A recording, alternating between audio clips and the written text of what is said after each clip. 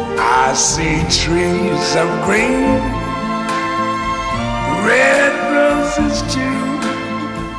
I see them bloom. Hello and welcome to Golden Words Reads the Journal. What do we have this week, Kelvin? Well, I'll tell you what we got this week. First off, the AMS has decided to reinstate a business manager position at CFRC, which, if you'll remember, they totally got rid of right away for no reason and didn't tell anybody about it. I do remember that. That was a it was fun a good week. time. I'm sure that guy will be applying for that job. So he's not being rehired, it's open hiring, so if you want to apply. So if you want that guy's job, please apply to the CFRC.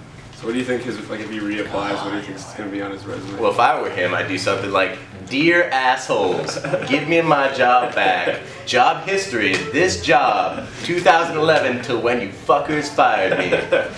So there's an ad questioning whether or not we should have giant ads around campus. The irony isn't lost that the next page of the journal is more than 80% ads. It's pretty a lot of ads here. If you're uncomfortable with your campus newspaper having too many ads, please boycott those businesses and tell them to move their ads to another small paper, possibly Golden Words. Possibly Golden Words?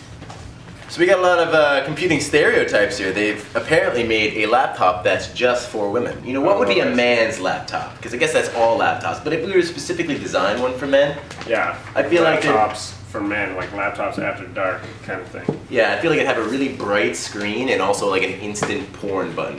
Yeah, so you just click it and then boom, there's porn. Dedicated porn button, but also a button that shuts the whole computer off instantaneously. Okay, well, what else? But going along with this is that they've included this really great graphic of gender stereotypes. You know, for the man side, there's they're camping, because only men like to camp. Only men, yeah. And a can of beans, which I've heard is a pretty gender-specific food. I've never seen a woman eating beans, but I'm sure it's happened before. There's a bottle of whiskey too. You know, when I'm eating beans and whiskey, you know the last thing I want? Women around. One of my favorite parts about this is the giant spoon that seems to be connecting the two, because what both men and women have in common. Spoons. But men like the silver spoons, women like the pink spoons. That's what I've heard. Best of blogs. What's your favorite post here? You know, my favorite post on the best of the blogs, I think, is the SHRC. They got the experts, you know, giving lots of tips on like condoms and lubricants and fisting. And I learned a lot about fisting from the SHRC. Yeah, you gotta take it. It's dangerous. You gotta take it one fist at a time. So. Yeah, that's really what you got to do. And I normally appreciate it, but this week's is especially curt. It's a little short. It's literally just an ad for sex toys. Oh yeah, it is.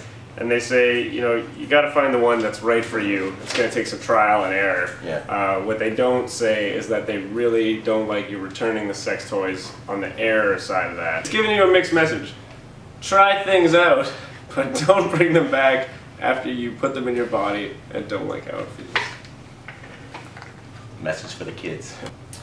So they got this interview with a band called Current Swell. It says they take it easy before a gig. They like to mellow out, as opposed to mainlining a bunch of heroin or acid. I like my bands to do heroin or acid before a show. Both. Preferably both, yes. If they can. If they can, yeah. Ooh, look what we got here, Talking Heads. How are you feeling about Science Formal this year? This is like the worst Talking Heads question ever. Like, does anyone feel bad about Science Formal that actually got to go? Like, I had an okay time. I guess it was the second best party in Canada. Yeah. Fuck you! You went to Science Formal, I didn't go. I know you had a good time. Why does it have to be in the paper? Sports. Do you want to make fun of sports? No, man. Have you seen athletes? They're big and fast, and I'm asthmatic.